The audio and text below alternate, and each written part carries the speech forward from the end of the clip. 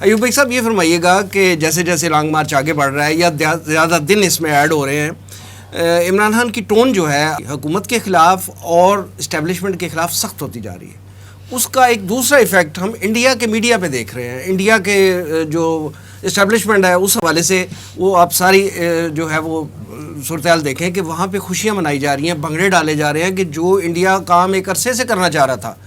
India جو ہے پاکستانی فوج کی بدنامی دیکھنا چاہتا ہے اور اس کے لیے وہ سر توڑ کوشش کرتا ہے اور وہ نہیں کر پا رہے تھے، تو وہ کہتے ہیں کہ جی اب عمران خان ہمارا کام کر رہا ہے اور اس کے لیے اب وہاں پہ وہ فنڈنگ کی بات ہو رہی ہے کہ اس کو فنڈنگ کیا جائے، اس کو سپورٹ کیا جائے، اور ان کا میڈیا جو ہے وہ بھنگڑے ڈال رہا ہے. کیا رائے دیں گے اس حوالے سے آپ؟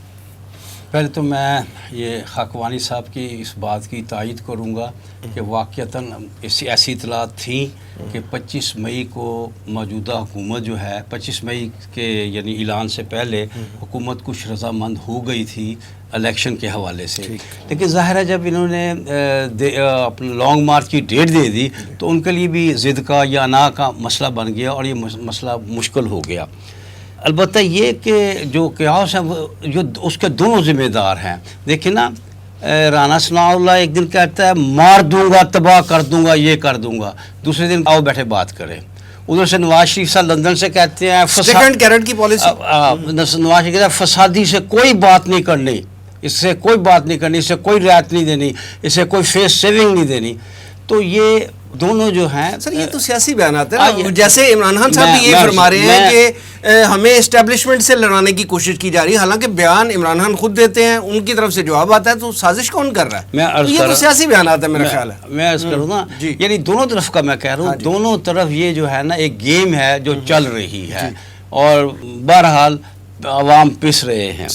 جہاں تک یہ بات ہے نا انڈیا کے جشن منانے کی، میں سمجھتا ہوں اس میں کوئی ایسی بات نہیں. دیکھیں یہ 5th جنریشن کا دور ہے، اس میں آپ دکھاتے ہیں دایاں مارتے ہیں بایاں.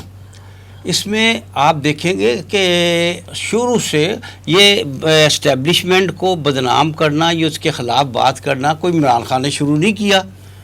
آپ کو پتہ ہے انگلینڈ بیٹھ کر باجوے کو کیا کچھ کہا جاتا رہا، نواز شریف گجرانوالے کے جلسے میں کیا کچھ نہیں کہا گیا تھا، گجرانوالے کے جلسہ میں جو پی ڈی ایم کا تھا اس میں کیا کچھ نہیں کہا.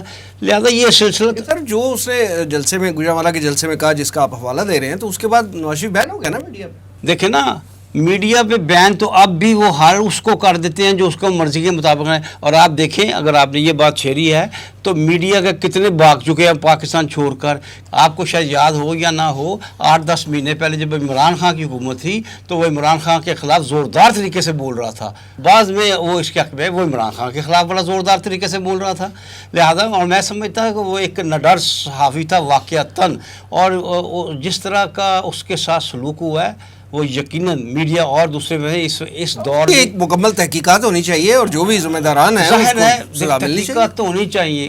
کیوں جانا پڑا ہے بعض لوگوں کو، کیوں بات چاہنا. آپ اندازہ کریں کہ ARY کو بند کیا گیا، سندھ ہائی کورٹ نے حکم دیا کہ کھول دو، سندھ ہائی کورٹ نے نہیں کھولا، کوئی توہین عدالت ہوئی نہیں. 15 دن نہیں کھولا ہائی کورٹ کے حکم کے باوجود، کوئی عدالت کی حکم نہیں ہوئی.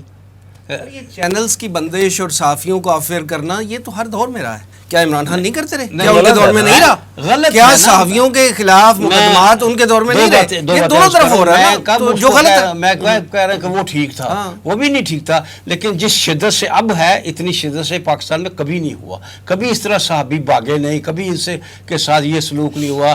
ایکٹنگ صحافی ہمارے ساتھ ہیں، ابھی رائے دیں گے. ابھی وہ جو سینیٹر ہے اعظم سواتی، ایک 70 سال کے بندے کو اس کے پوتے پوتیوں کے سامنے مارنا کوئی ہے انسانیت؟ تو یہ ایسا سلوک کبھی نہیں ہوا، یہ ماضی میں بھی کبھی نہیں ہوا ایسا سلوک صحافیوں کے ساتھ جو اس وقت ہو رہا ہے. بہرحال آزاد سید ایک نون صحافی ہیں اور زیادہ تر عمران کے خلاف ہی لکھتے ہیں. انہوں نے کہا ہے کہ میری ملاقات ہوئی ہے انڈین ڈپلومیٹس سے، تو وہ کہتے ہیں کہ ہمارا اصل دشمن تو پاکستان میں عمران ہی ہے، اور یہ جو ظاہری طور پر عمران کی حمایت کی جا رہی ہے وہ اس لیے کی جا رہی ہے تاکہ پاکستان کے لوگ اس معاملے میں ان کے ووٹ کم ہو جائیں، ان کے خلاف ہو جائیں. یہ تو انڈیا کے ساتھ ہے، ایک باقاعدہ جسے میں نے کہا نا 5th جنریشن وار کے طور پر یہ کام ہو رہا ہے کہ ایک ایسا تاثر بنا دو. وگرنہ آپ دیکھیں کہ پچھلے دور میں، اس سے پچھلے دور میں بیریا کا ہیلی کاپٹر انڈیا نے پاکستان میں داخل ہو کر گرا دیا، 16-17 شہید ہو گئے. پاکستان نے کوئی جواب نہیں دیا. اور 27 فروری 19 کو یعنی عمران کے دور حکومت میں انہوں نے پے لوڈ کیا صرف، تو اس پر پاکستان نے زبردست حملہ کیا اور اس کو جواب دے کر 2 جہاز ان کے گرا دے. گویا عملی طور پر تو ان کے خلاف عمران خان زیادہ ہے، وہ کیسے عمران خان کے بنگلے ڈال سکتے ہیں؟ یہ تو صرف اس کے یہاں ووٹ کم کرنے کے لیے اس کوشش میں ایک ایڈورٹیزمنٹ کا، ایک 5th جنریشن وار جسے کہتے ہیں، ایک طریقہ حاصل کرو. یہ حق ہے، سب کا حق ہے کہ وہ جو طریقہ کوئی سمجھتا ہے وہ طریقے اختیار کرتا ہے. اور پھر خود عمران خان نے بھی شٹ اپ کال دے دی ہے کہ فوج بھی میری ہے، ملک بھی میرا ہے، اور جیسے ماں بچوں سے ناراض ہو کر ڈانٹتی ہے، جو بات کرتی ہے، میں اس انداز میں بات کر رہا ہوں. اس نے یہ بات بھی کہی ہے. تو لہٰذا انڈیا تو دشمن ہے، وہ کبھی دائیں سے آئے گا کبھی بائیں سے آئے گا. نہ وہ عمران خان کا سجن ہے نہ وہ فوج کا سجن ہے. تو لہٰذا انڈیا تو اپنے حساب سے چلے گا. ہمیں اس کو اس معاملے میں بالکل کنسیڈر نہیں کرنا چاہیے کہ وہ کیا کر رہے ہیں تو کیا نہیں کر رہے ہیں.